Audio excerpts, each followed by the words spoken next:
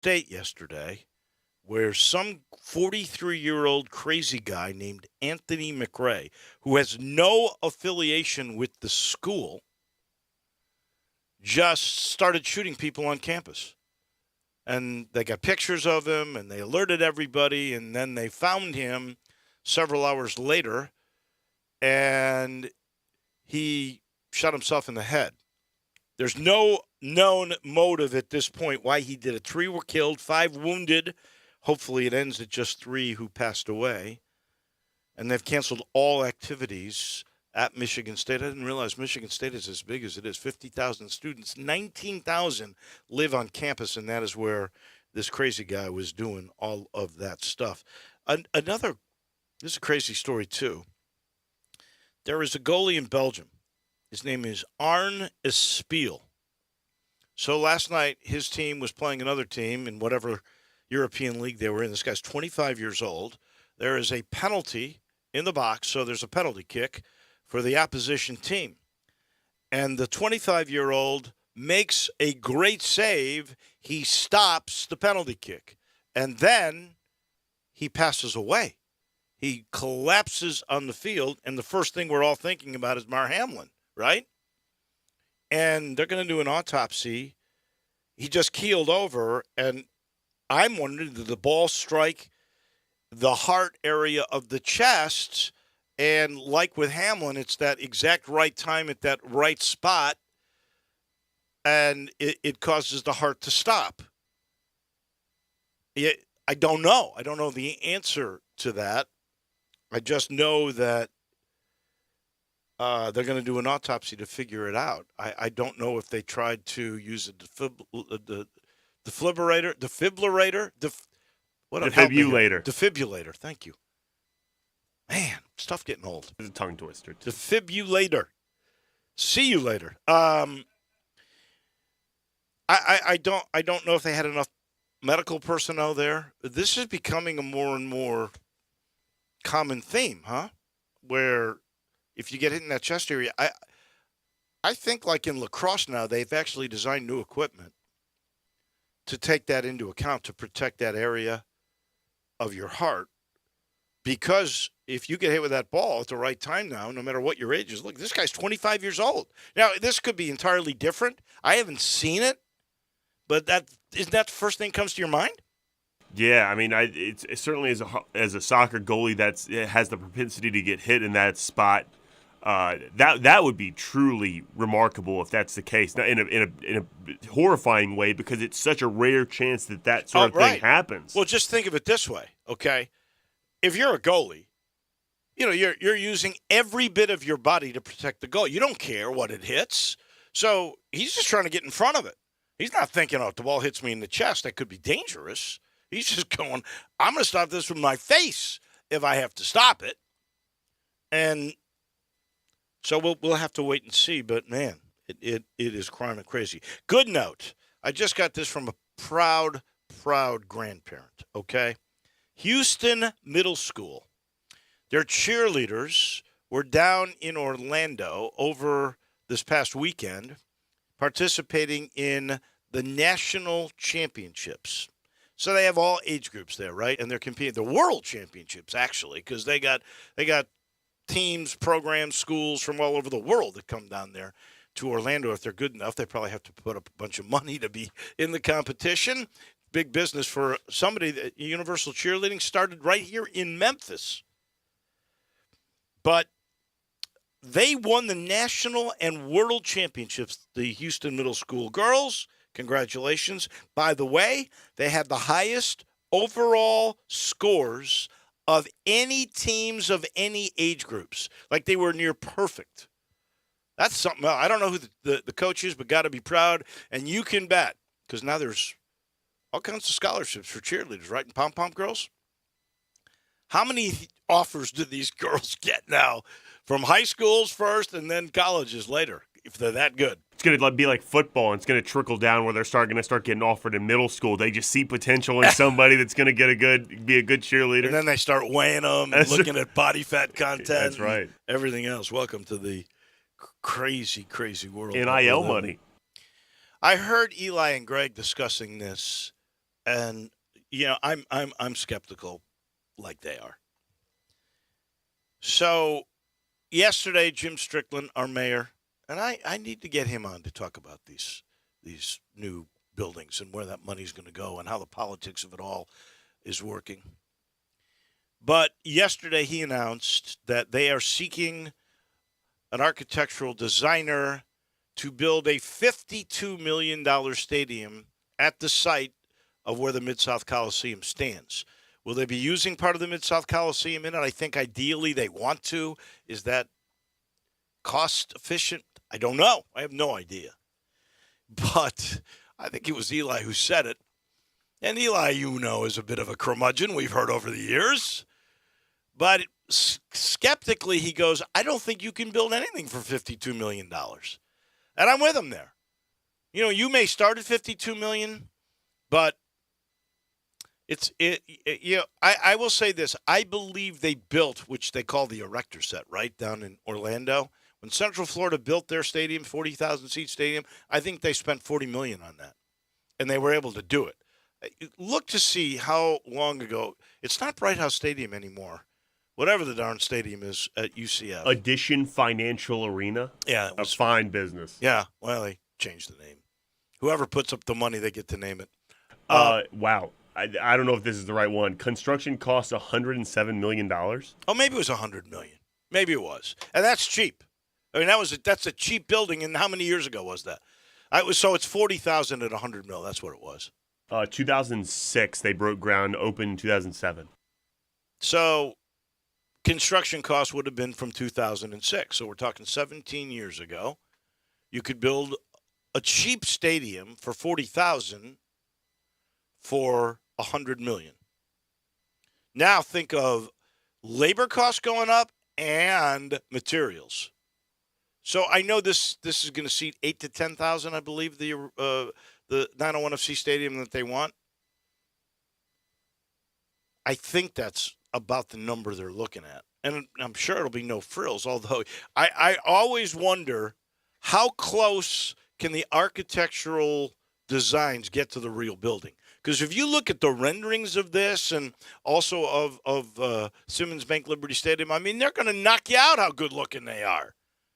Can they really do that, especially for the price? I think $52 million will really be hard to get to. And I don't know where Jim Strickland or our mayor is going to get the financing, because the $350 he got from the state clearly earmarks only two things. He does not have say over where that can be. The legislature does.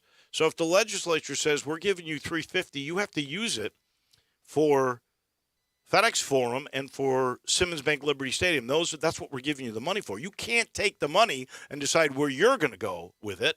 They decide where you're going to put the money. And it's pretty clear the majority of that money is going to be used for FedEx Forum. I'm like Greg and Eli, though. I have no idea. I've seen that they're going to use $250 to $350. Now, when you're not doing anything with the foundation, thank goodness. Your building's in place, but you are absolutely taking out the seating the way it is and removing skyboxes if you're going to totally replace the inner structure of how you have the seating. So what is it now? It's like 6,000 in lower bowl, 2,000 that are considered the club level, and then the upper terrace level is 10,000, right? That's how you get to the 18,000. And they want to change that. So I think they want to make like 10,000 lower, like the pyramid used to be. I think it was even 12,000. And then you'll have 8,000 or so up top. Here's what I have from Action News 5. In October, Jim Strickland said that the Mid-South Coliseum would be partially incorporated into the new proposed design to sit 10,000 people plus another 5,000 for concerts.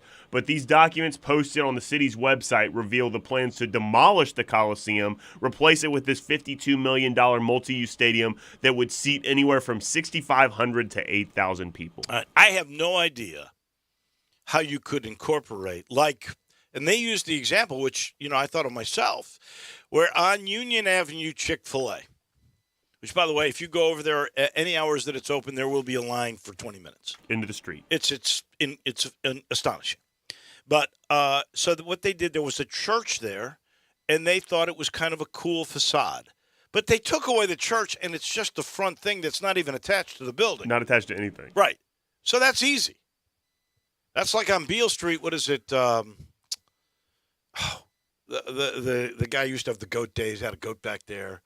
Oh my gosh, I can't think of the name of the restaurant and bar. Oh, you're not Silky Sullivan's. Silky's, yeah. Yeah. Silky's has those structural beams so they could keep that facade. So that cost a little more money than it might have.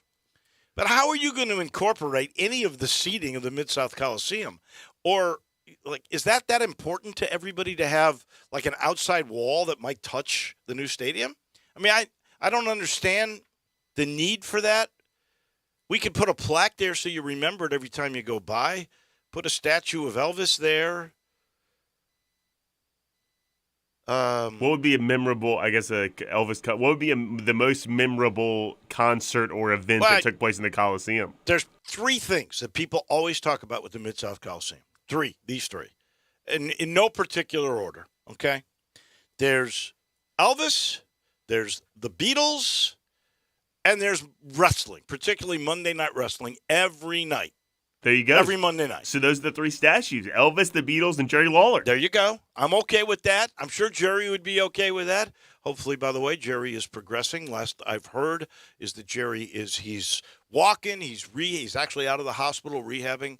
So, our thoughts and prayers continue to be with Jerry Lawler for sure. Put those three statues out right by the 901 FC soccer thing. There you go. And then, because it makes no sense to me. If it's going to cost more, because you only got $52 million that he's asking for, that's going to go up to 60, 70 million for sure. I'm sure. But I also think part of the reason they want to put that stadium there is they are trying to make, what are they calling it, Liberty Park? That's right. They're trying to make that a athletic mecca. They just built the new inside amateur sports complex for basketball, volleyball, AAU events. And it's cool. It's really cool in there. Have you seen it? I have not. I've not been in it, but I've seen the video of it. Did the 360 deal that it's gorgeous. And that should bring a lot of revenue from tourism all over the place because they're going to get national tournaments of all kinds that will go into that building. Neat place. So you have an entertainment district there because there's, I think, going to be a hotel there. They're trying to get restaurants. That's a way to finance it because tourism will pay tax dollars from hotel, restaurants, whatever it might be, that will be earmarked to finance that stadium. At least I think that's the premise of it all. That would help pay for it.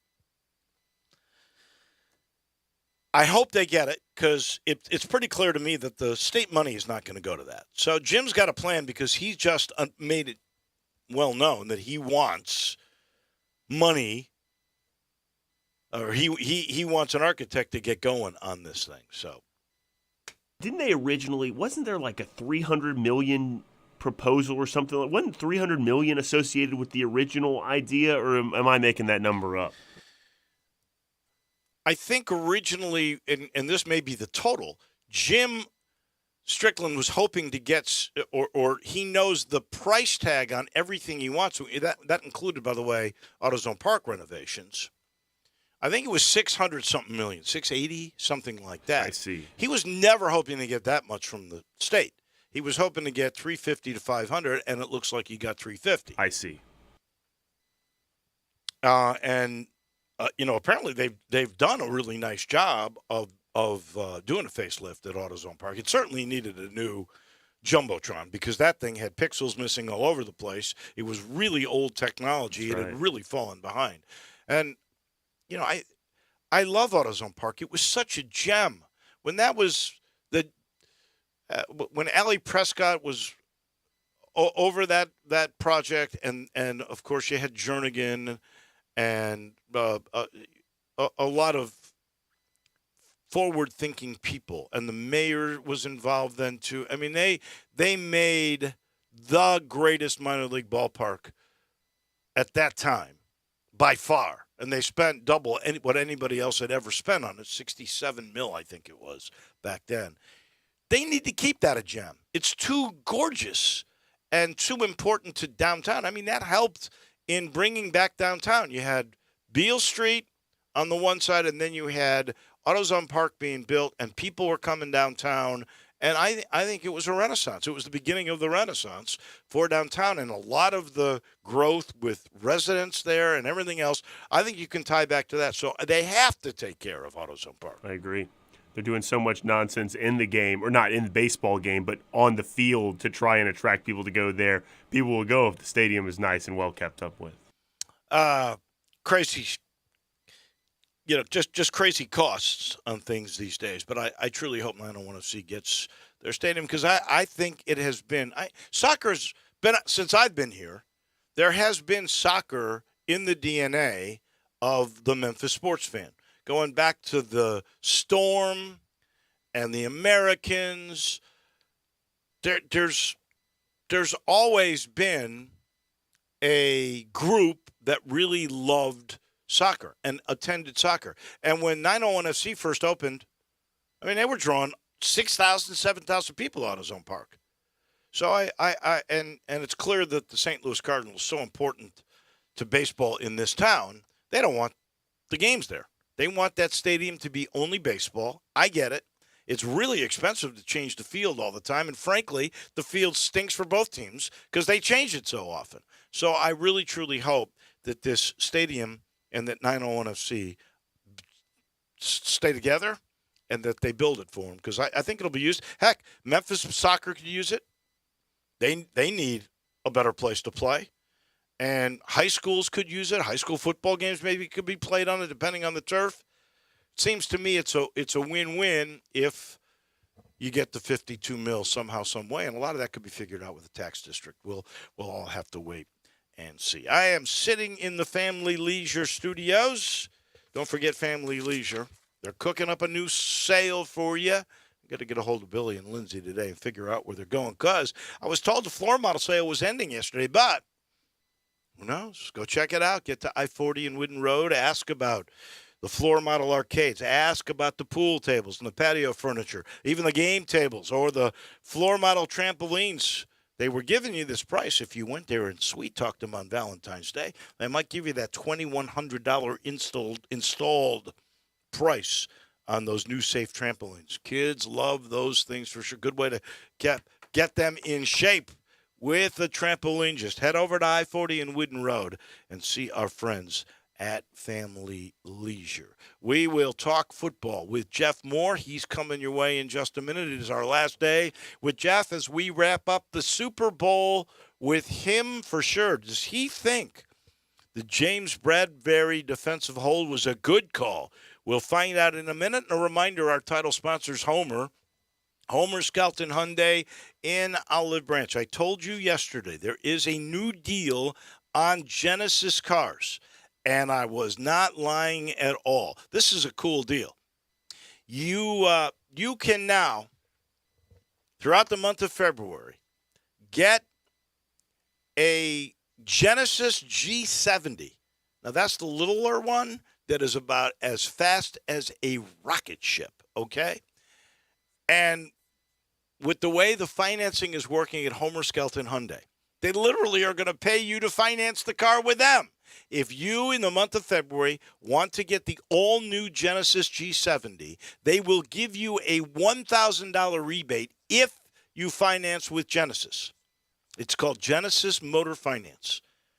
They're paying you to do business with them. All you got to do is get to Highway 78 and Craft Road, the first exit in Mississippi. Turn left, go see Chris True and all the gang. There's a guy named Vinny Gerard. He's over the beautiful G cars, the Genesis cars, and just say, I want you to pay me to do business with you. That's what they're doing at Homer Skelton Hyundai. Back in a minute, Jeff Moore on the National Football League. He comes your way in just a minute. Broadcasting from the Family Leisure Studio, we are Sports 56 and 98.5 FM. Folks are falling head over heels for these wheels and deals at DeSoto Auto Sales. It's the season of love. They're on a mission to help you meet your match. So if you've fallen out of love with your old ride, or other dealers have left you brokenhearted, get ready to fall head over heels for their wheels and deals. DeSoto Auto Sales has a solution for every situation. Low monthly payments? No problem. Low down payments? You could drive away for just a couple of bucks down. Trade-ins? DeSoto Auto Sales is paying way more than it's worth, and you could even lower your monthly payment in the process. Broken up over past credit mishaps? DeSoto Auto Sales credit approval process is the best matchmaker. DeSoto Auto Sales will hook you up with banks and lenders who want to approve you. It's time to fall in love, Mid-South, because you'll go head over heels for these wheels and deals when you drive off the lot in your new car for less. But hurry, this deal will fade away faster than first love. See all the wheels and deals at DeSotoAutosales.com. That's DeSotoAutosales.com. Basketball was born on the court, but it doesn't have to remain there. This NBA season, Hennessy celebrates creatives like Victor Solomon, who take the game beyond the floor. Their work isn't just inspired by the sport, it helps us see it through a new lens. Hennessy, the spirit of the NBA. Never stop, never settle. Please drink responsibly. Imported cognac Hennessy, 40% alcohol by volume. 2023. Imported by Moet Hennessy USA Incorporated, New York, New York. Hennessy is a registered trademark. Hiring can be a headache. That's why there's Indeed, the hiring platform that removes the hassle. Sponsor a job and immediately get a short list of quality candidates. And you can schedule and conduct video interviews right on their site. Visit Indeed.com/credit. Hey y'all, it's the Mid-South Sports Boat and RV Show, February 17th through the 19th at the Agri Center. Come buy your new boat and make some memories at the lake this summer with family and friends. Premier dealers showcasing the newest ski boats, pontoons, fishing boats with huge show specials. Enter your chance to win daily door prizes like a surfboard from Counts Marine and much more. It's all at the Mid-South Sports Boat and RV Show, February 17th through the 19th. For more info, go to MemphisBoatShow.com. That's MemphisBoatShow.com. At the Agri Center. Now, back to Wolo and Friends on Sports 56 and 98.5 FM, presented by Homer Skelton Hyundai. Here once again is the voice of the Tigers, Dave Woloshin. We put this NFL season to bed with our guy, Jeff Moore, in just a minute. He's brought to you by Conway Services, heating, cooling, plumbing, electric. If you've got a breakdown in one of your home systems, and that can occur suddenly, call today. Conway will take $50 off any heating, cooling, plumbing, or system repair over $200. That's a special for the month of February. Feel confident knowing the trusted technicians at Conway. They're ready 7 days a week to fix your problem the right way the very first time. I'm telling you, any system in your home, that could be cleaning drains, anything. Man, they take care of it. All you got to do is visit ConwayServices.com to get the details, the terms, and the conditions to get the $50 off, or call 384-3511. Conway Services, heating, cooling, plumbing, and electric. Jeff Moore, we're sad he's going to disappear for just a couple of months. He'll be back soon when they head to camp in August. But, Jeff, thank you again for being part of the show for all the years you have. I look forward to next year for certain. But we put one to bed. This season, we say goodbye, and it turned out to be one heck of a championship game. The Super Bowl was about as good as it could get. Do you concur? Good morning. Hi, good morning. And I do concur. It was one of the, best contested games I can remember. Particularly with the way Kansas City came back in the second half. And then, of course, we saw the brilliance of Andy Reid and his play calling towards the end of in the fourth quarter or in the second half, when Kansas City was coming back and they were running those screens, that they were getting the guy just wide open. I mean, it was just brilliant play calling. We saw a Superman performance by Patrick Mahomes, who just elevated himself above all the other quarterbacks in the league with that performance on a gimpy ankle. And then Jalen Hurts' performance was, he easily would have been the MVP had Philadelphia been able to pull off that win. So Man, it was an absolutely great game. I enjoyed it. Do you take anything negatively from Hertz because he made a critical error in the game? You know, the fumble six turns out to be one of the differences in the game. I think special teams too, because there was a punt return that became Punt 7 return. points, but there's two touchdowns that you can attribute to non-offensive plays that really turn the game around. I certainly concur that they were impactful in the game, but every game has those kinds of plays, especially big games like this. And who would have expected that kind of punt return under those circumstances? It's hard to take anything away from Jalen Hurts' performance because, frankly, even after that mistake, he came back and played great. That's just part of the game, and it's one of the things that's so great about the NFL is, especially when you get to championship games, both teams have great players and they make great plays. They have great coaches that make great calls. It was awesome. I agree, and I every player is going to make a mistake here or there, and I'm not going to hold Hurts. I guess you have to account that was a significant play in the game, but he more than made up for it. And I love the way they came right back to him, and his offensive coordinator Shane Steichen. He's gone now. He's going to Indy. That's a pretty good hire. I think we'll get into that in a second. But I love the way he went straight back on the very next play, the next series, with the same sort of run for Hurts. Yeah, I do too. And just a player needs that. And it's just a way of showing, hey, we believe in you. We need you to be in the right place mentally and physically, and that's the best way for a player to get back there is when they don't have to think about it. They just got to play. No, I thought that was brilliant on their part. But I was just blown away, Dave, by Philadelphia's inability to get pressure on Kansas City, knowing that Mahomes' ankle was gippy, and if you keep him inside the pocket, you got a little bit better chance of containing him. And you have to give Kansas City's offensive line credit. They were outstanding the whole game. I mean, they did a fantastic job. They did. I thought both O-lines were outstanding. I would say that Philly's defensive line was not the force we thought it would be. I agree, and I don't understand why they didn't try to bring pressure. You saw where Kansas City, when they needed to get pressure, they sent just about everybody, and that's what you got to do. I mean, you just got to basically sail out. And in the case of Patrick being somewhat gimpy, it would have made a lot of sense to do that, but unfortunately, they didn't do it, and they weren't able to get home. And he was just unbelievable. So back and forth this game went. And here is Kansas City in a tie game driving down, and they've got a big third down play, and they send a receiver who apparently beats a defensive back. James Bradbury admits he held. There are 50% of the fans, most of them in Philadelphia, that believe that should not have been a play that was called. I believe if it was a penalty in the first quarter or the second quarter, it's called in the last 2 minutes of a game. It's a penalty. And he admits he grabbed him. The coach, Nick Sirianni, agreed he grabbed him. So they're not all that upset, and they're upset they lost, but they're not upset with that particular call.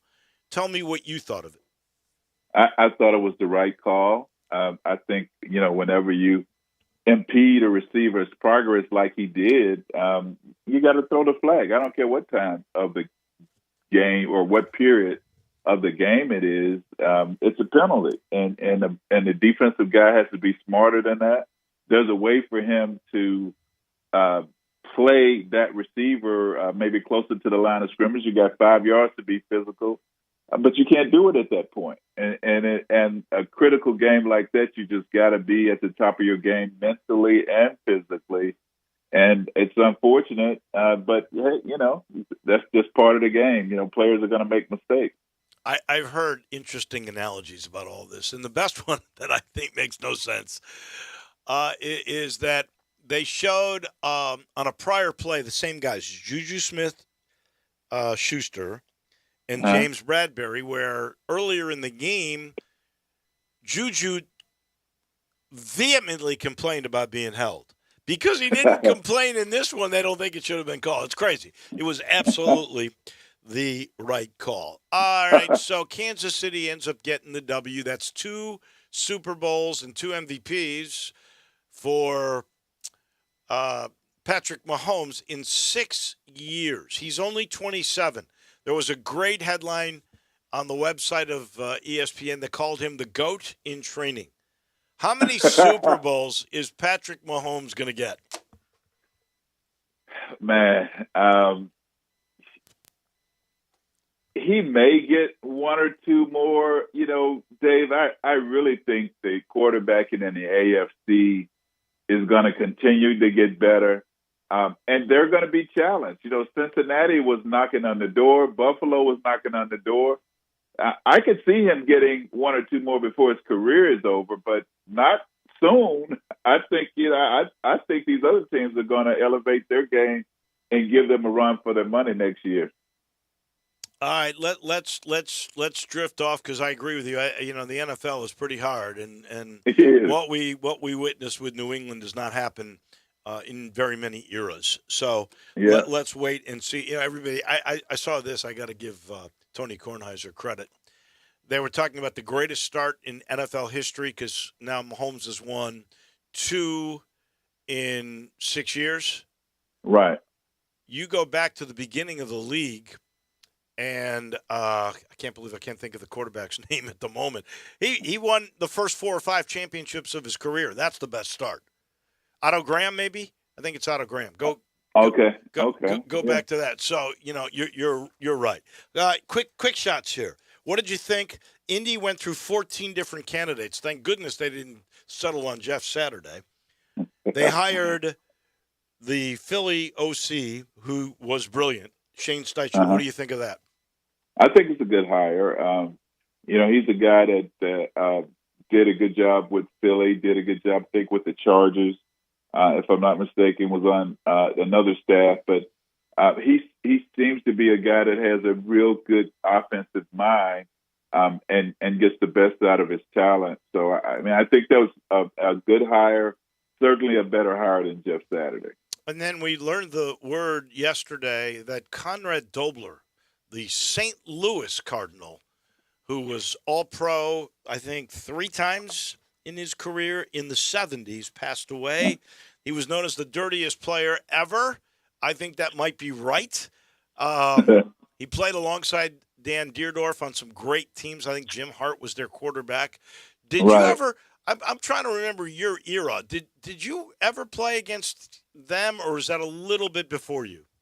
I think we did play against Conrad Dobler. I was 79 to 83, and I think his career may have overlapped that period of time. I certainly remember him being reputed as the dirtiest player in the league even back then.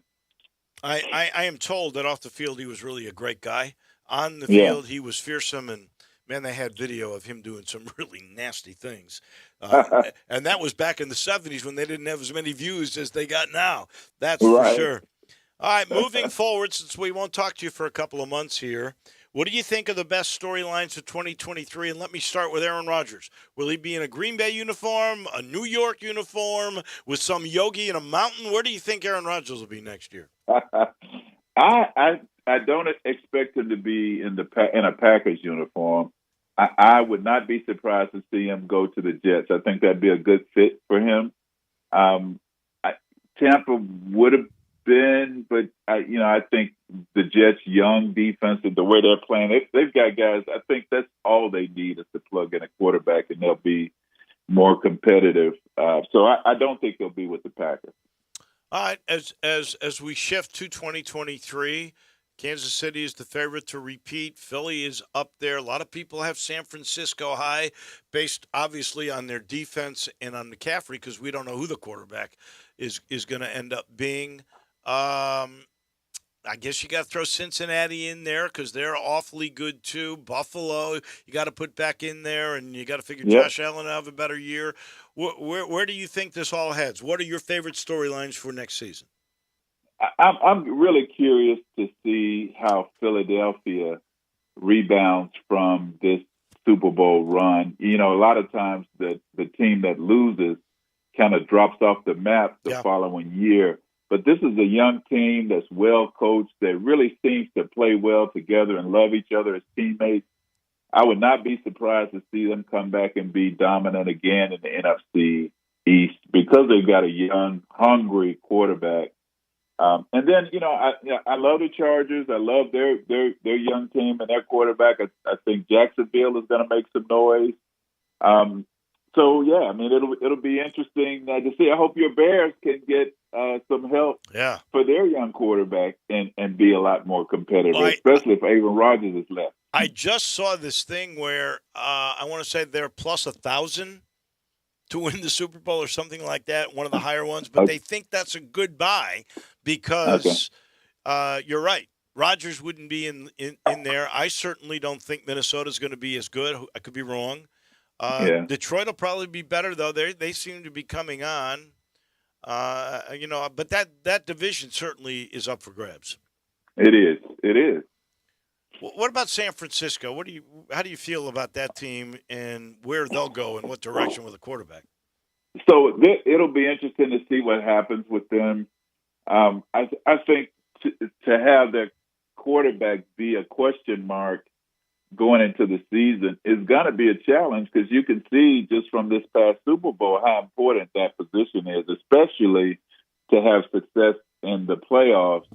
But the rest of their parts are solid. They've just got to get that position situated. I because of their coaching and because of the rest of their team, I think they'll definitely be in the hunt.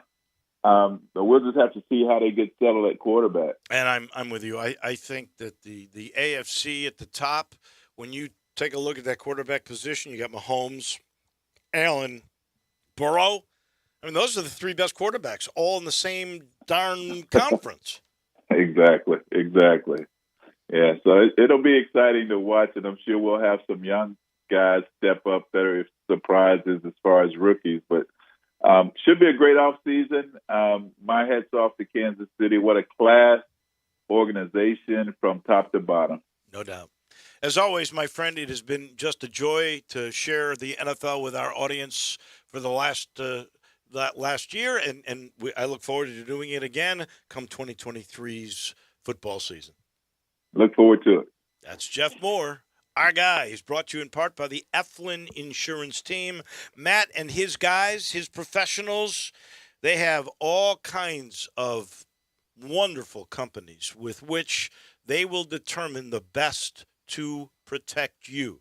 If you're looking for home insurance program, auto insurance, life insurance, Matt is going to get to know all about you and your family. They sit you down, they get to know you, they know what's important, what your budget is, and then they pick the right protection for you, and you will have security.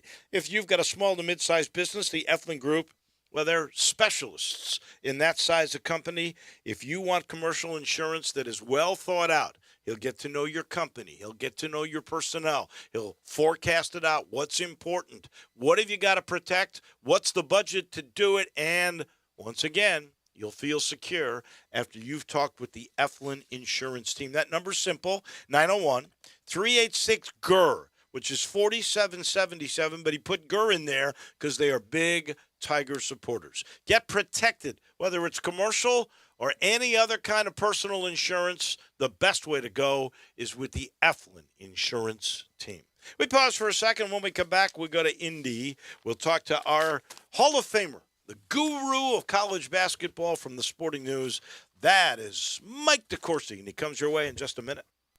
Be sure to follow us at Sports56 WHBQ on Twitter, Facebook, Instagram, and YouTube to watch live video of our shows, stay up to date with station events, and have chances to win prizes.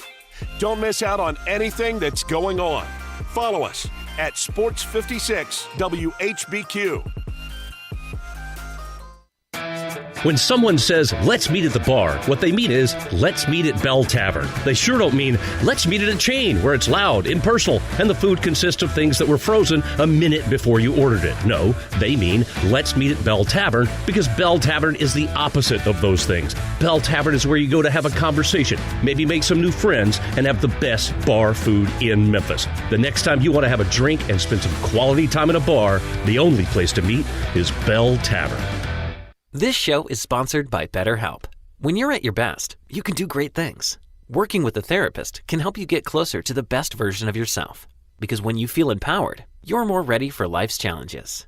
BetterHelp is a great therapy option. It's flexible, affordable, entirely online, and it matches you with a licensed therapist. Let therapy help empower you. Visit BetterHelp.com/tryit to get 10% off your first month.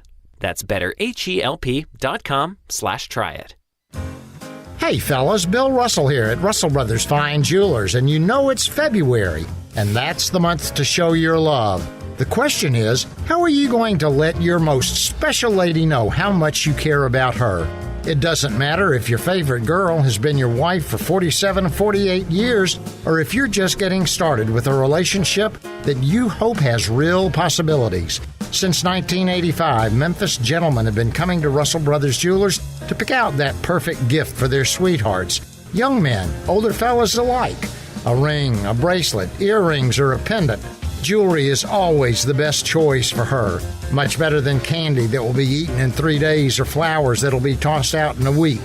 Come see us at Russell Brothers and let us gift wrap a present that will keep her smiling for a long time, and a present that tells her you care enough to give her the very best. Russell Brothers Fine Jewelers, 4646 Poplar at Perkins. It may be cold, but the Gossett Mitsubishi Spring Sales Event will heat you up. Discover a new way to ride in your 2023 Mitsubishi Mirage and get 39 MPG combined for $17,520 or $289 a month and 0 down. And check out 2023 Mitsubishi Outlander Sport for $29 a month, 29 MPG Highway, or get 2.9 for 36 months. Want peace of mind? We Gossett with Mitsubishi's 10-year, 100,000-mile powertrain limited warranty. 2023 Mitsubishi Mirage, $289 per month. 2023 Outlander Sport, $429 per month. You won't go wrong ever when you shop Gossett Mitsubishi, 1870 Covington Pike, or shop online at memphismitsubishi.com. You want it? We Gossett at Gossett Mitsubishi. If you want it, we Gossett at Gossett Motor Cars. Mirage PHW 2846, MSRP 18020, Sport PU 2230, MSRP 29545, includes all rebates and incentives, PF 695, excludes tax title and license with approved credit. See dealer for complete details. Offer valid through 2/28/2023. Dealer stock only.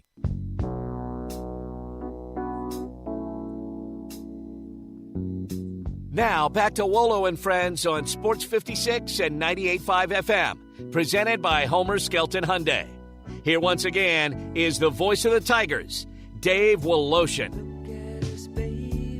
To Indy we go. Our Hall of Famer from the Sporting News, Mike DeCourcy, on college basketball, joins us now. Crazy story. Let's start with the western part of the country and New Mexico State. There was a murder that was involving a player that claimed self-defense earlier in the year, and now hazing, and now New Mexico State has disbanded their program for the year. Take us inside as far as you can go on that, Mike DeCourcy. That's hard to understand, and apparently now New Mexico State is going to forfeit the rest of the year. Right. They had a new coach there. You may know that the coach who had been the coach at New Mexico State, Chris Jans, is in his first year at Mississippi State. So this is a whole new group of coaches, and I don't know exactly. I can't say what happened that they decided to put the coaches all on paid leave while they looked into this. I don't know what the administration at the school is saying the coach's responsibility was, but what they're what's been reported is that multiple players were hazing a particular player. That particular player indicated there may have been other players who were hazed, but that he couldn't provide direct evidence of that. But he complained that he was being hazed. And when I heard that that they were shutting it down, I right away figured that it probably had some sort of sexual component to it, and that is what the player is reporting. And because the universities react very, very strongly to that sort of thing. If it had been something awful like he was being beaten up or something like that, I don't know that they would have gone to this extreme reaction. But when it gets to that level, that's something that universities are really uncomfortable with, that concept. And I don't know why, because the initial reports didn't indicate like that the player had reported to his coaches or anything like that. So we don't know how much the player who was having the issue, how he went about reporting it or trying to get it to stop. We don't know what happened there. That hasn't been revealed yet. But it's an awful circumstance for the young person that had to go through it, and if there were any others who were victimized, certainly awful for them as well. But I totally understand New Mexico State's reaction to that.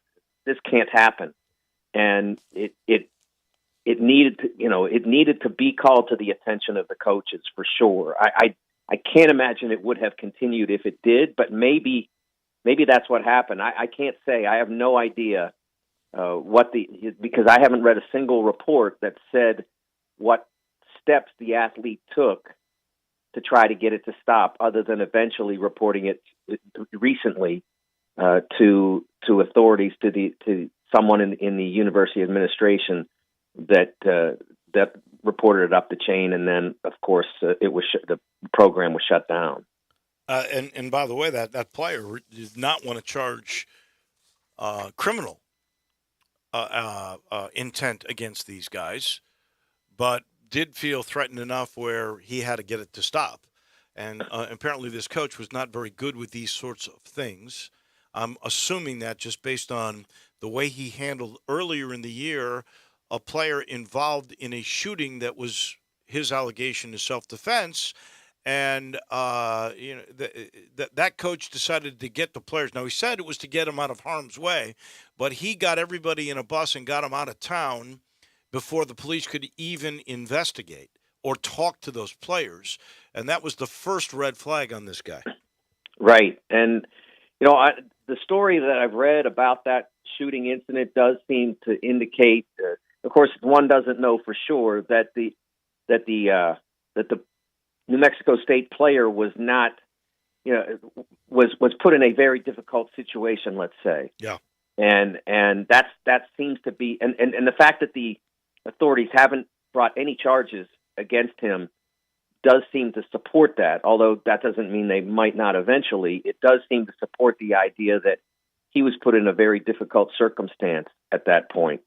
But I understand what you're saying. This was just, there's nothing about this program that has really brought great glory onto New Mexico State over the last 4 or 5 months. And that includes the fact that they're really not a very good basketball team as well. Right. Yeah. The loss of that head coach, Chris Jans, to Mississippi State, obviously, has been telling, because he was winning with them a year ago. I don't know how much the complexion of the team changed, but it's a sad story. There is no doubt about that. Let me shift gears, and you've got bracketology coming out a little bit later today. Last week you had Memphis as an 11 seed. I like where you actually put them. That might be a lot of fun. They didn't have to. They were an 11 seed without having to go to Dayton. That's not true of every bracketologist out there. How many changes are you going to make? And I want to start with, you've got as the last four in last week, Kentucky and North Carolina. There are several people that think at this moment they would not be in. Are they changing in your bracketology later? Well, of course, Carolina had the great win on Saturday over Clemson, and I think that basically pushed them past Clemson. And it's not that they won because it was a home game. I mean, they should beat Clemson at home, but they wrecked them. I mean, it was really not a good day for the Clemson Tigers. So Clemson will be drifting down toward having to play an extra game. And I had pushed in my mind, I think I did a preliminary bracket for the Super Bowl on Sunday, and I had pushed Carolina up into an 8-9 game, and then I dropped them right back down after last night's performance at home against Miami, a game again in which, I mean, Pitt has beaten Miami in their gym, and so, I mean, it's not, Miami's a very good team and one of the better teams in the ACC, but they shouldn't be able to come in Carolina and just handle you. Not the defending or the reigning national runner-up to have Miami come in and completely house you in the Dean Dome. Yeah, that's what I'm saying. If it was on the road, I wouldn't have been bothered at all by Carolina's performance last night because Miami at home at this point should beat Carolina, but to get clocked like that at home, that was really not a good day for them. So I brought Carolina back down to an 11, but I don't have them playing the extra game. Kentucky, I just was looking at the bracket matrix, and they're the last team in for the consensus. They're not on my bracket that will be published in an hour or so. They're not on. They're the first team out, but they're not in right now. They're going to have to go out and win their way back into the field. I just quickly glanced, because it just came out, at an article in The Athletic that is saying other coaches are telling people that Kentucky's offense is archaic and that Cal's not keeping up or he's lost his fastball. Do you subscribe to that? No. What would you do if you were trying to get players against Kentucky? You try to make Cal look like he's out of touch. None of those coaches are going to put their name on that. They're doing it because it's what you have to sell. Mm-hmm. It's all's fair in recruiting as long as you don't cheat. And right now, I mean, that might even be fair because what's cheating? Of course they're doing that. Is his offense archaic? Come on, I mean, let me point out. Is it the best in the country? No. Most of that is personnel. When you have great offensive players, you have great offense. And when you don't, you don't. But I'm looking right now at Kentucky's offensive efficiency. They're 20th in the country. Number 20. There are top 25 teams. There are high seeds in the NCAA tournament that are behind them. If their offense is archaic, how are they doing 20th in the country with a team that's not even great? The problem, and this is part of what is so amazing to me. The reason Kentucky isn't good is they're bad at defense. But saying they're bad at defense doesn't sell, and that's why I'm telling you that it's such nonsense. If I can say anonymously anything I want to say, if I don't have to put my name to it, and it's going to help me in recruiting, of course I'm going to do that. They're a bad by NCAA tournament aspirant standards. They are a bad defensive team, and nobody in Kentucky is talking about that. They're all mad at the offense, and nobody sneakily saying it through the transom that they've got a bad offense. And the people who don't like Cal, who, in the media, and you've been with him for a long time, or you were with him. There are a lot of those. I'm biased. Whether I love they the know guy. him or don't. Yeah. Some of he's gotten more long distance, hack jobs than anybody that's ever gotten. And then he's gotten the people that he went crossways with some point in time, and some of them are prominent. And they have problem with him. And they they use the fact that they're not good to take their shots. Okay, whatever. But the problem that no one's talking about at Kentucky is they can't stop anybody. Well, I kind of think, and that's in a league that I think is overrated. You got 6 teams last week from the SEC, and they only got 2 teams in the top 25. You got 4 teams from the Mountain West. So this kind of bugs me. The Mountain West, the top 4 teams in the league are San Diego State, Nevada, Boise State, Utah State, New Mexico, which has lost 3 in a row. Now 6-6 in the league. They're the 4th team you got in. Utah State, which lost, by the way, to SMU, is not in, even though they are ahead of New Mexico. I'm just telling you, I look at this and I say Houston, Memphis, Tulane, and Cincinnati, I think at the top are better than those teams, but there's no respect for the American. Is the Mountain West that good? No. Can I make that more clear? No. Thank you. Thank you. Thank you. But they're having a great year analytically, and I can't explain how that happened. I mean, Utah State has a great net ranking. They have 0 quad one wins, and they're in the 30s. They're 37th with 0 quad ones and 2 quad 4 losses. I don't get that. I don't get that at all. Yeah, it's hard to explain or understand. And I mean, Boise State is a team that really vexes me. Boise State just hasn't done anything, and I really like Leon Rice, the coach, and I liked their team a lot last year. But they haven't accomplished anything. But I feel like I'm swimming against the tide when I try to seed them where they properly should be, which is they are a first 4 team. That's where they belong. They belong in Dayton. But I just feel like I'm fighting a losing battle on that, and I'm going to give in until they play their way out of it. But I mean, they're 1-3 against quad one. Their opposition. Their best win is Texas A&M. Their second best win is home against Nevada. That's a team that is, 29th in Ken Palm and 26th in the net. I don't know what to do. But that's the problem. Keep swimming, because that's not right. But we'll see how it all shakes out. Is Memphis moving from 11? No. 2 wins, 1 at USF.